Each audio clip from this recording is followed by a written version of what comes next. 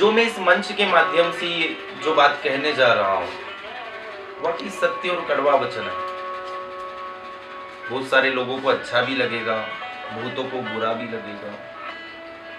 आज सब चाहते हैं कि गो हमारी माता है और ये राष्ट्रीय पशु बने।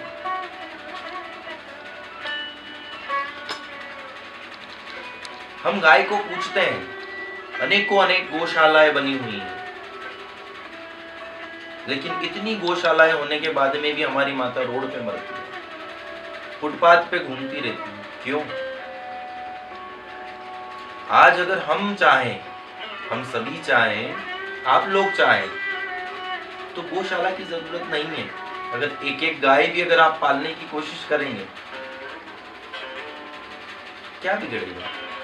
और जब आप स्वयं अपनी माता बोलते हैं, गाय को जब पूजते हैं, तो पालने का तो कोई सवाल भी नहीं होता। आज हमारे घर के अंदर हमारी माता है, अगर कोई कर्म नहीं कर पाए, वो काम नहीं कर पाए, तो क्या हम उसे फुटपाथ पे छोड़ देते हैं? जितना गाय को मान्यता देते हो, जितना पूजते हो, हम कहते हैं, हमारे शास्त्र कहते हैं कि गाय के अंदर 33 करोड़ देवता विद्यमान है। हम एक देव को, एक परमात्मा को दर बदर भटक के ढूंढते हैं, जब स्वयं हमें पता है, हमारे शास्त्र कहते हैं कि गाय के अंदर 33 कोटि देवता विराजमान है। तो क्या हम उस एक गाय को हमारे घर के अंदर रख के 33 कोटि देवताओं की पूजा नहीं कर सकते, उनका अर्चन नहीं कर सकते? गाय की सेवा करिए, माता पिता की सेवा करिए। सर्वप्रथम गुरु होता है हमारा माता पिता। आज जब देखने में आता है, बड़ा दुख होता है कि जिनके बच्चों को अपने माँ बाप पढ़ लिख करके बड़ा बनाते, किसी को डॉक्टर बनाते, किसी को इंजीनियर, किसी को क्या बनाना, सब अपने अपने बच्चों के सपने पूरे करते, लेकिन जब उनके माता पिता का बुढ़ापा आता है, शर्म आती है मुझे उन लोगों पे कि जिन माँ बाप ने उनको पढ़ा लिखा करके इस जगह पे बिठाया, आज उनको अकेले छोड़ देते हो, सुना छोड़ देते हो, आप किसी को वृद्धाश्रम में भेज देते हो। क्यों? जब आप बुजुर्ग होंगे, आपके बच्चे अगर आपको वृद्धाश्रम में छोड़ेंगे, उनके साथ में गलत व्यवहार करेंगे, दुर्व्यवहार करेंगे, आपको कैसा लगेगा? कभी अपने ऊपर लेकर के ये बात देखना।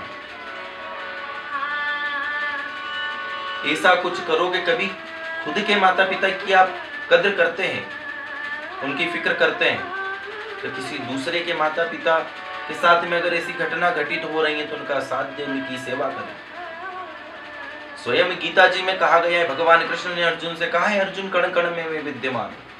जब हर जीव के अंदर, हर कण के अंदर परमात्मा विद्यमान है, तो हम जैसा मंदिर में जाकर के हमारी श्रद्धा दिखाते, हम पूजन करते, हम भजन कीर्तन करते हैं, ऐसे ही जो दुखी व्यक्ति हैं, जो दुखी माता पिता हैं, जो गुरु बुजुर्ग है, जो वृद्ध है, जो बुजुर्ग है, जो वृद्ध है, हम उनकी सेवा करें, उससे बड़ी कोई पूजा नहीं।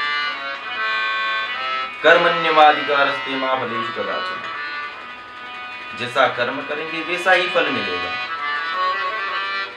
हम सत्कर्म करेंगे, हमें सुख मिलेगा। परमात्मा स्वयं ऊपर वाला देख रहा है, हमें बहुत कुछ देगा, हमें मांगने की जरूरत नहीं है, लेकिन आपको उस मार्ग पे चलना है।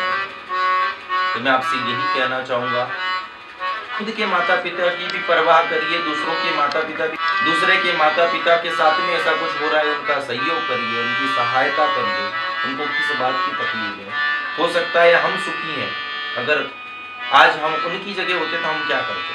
हमारा फर्ज बनता है कि भगवान परमात्मा ने हमें हमारी औकात से ज्यादा दिया है, हम किसी के लिए कुछ कर पाए।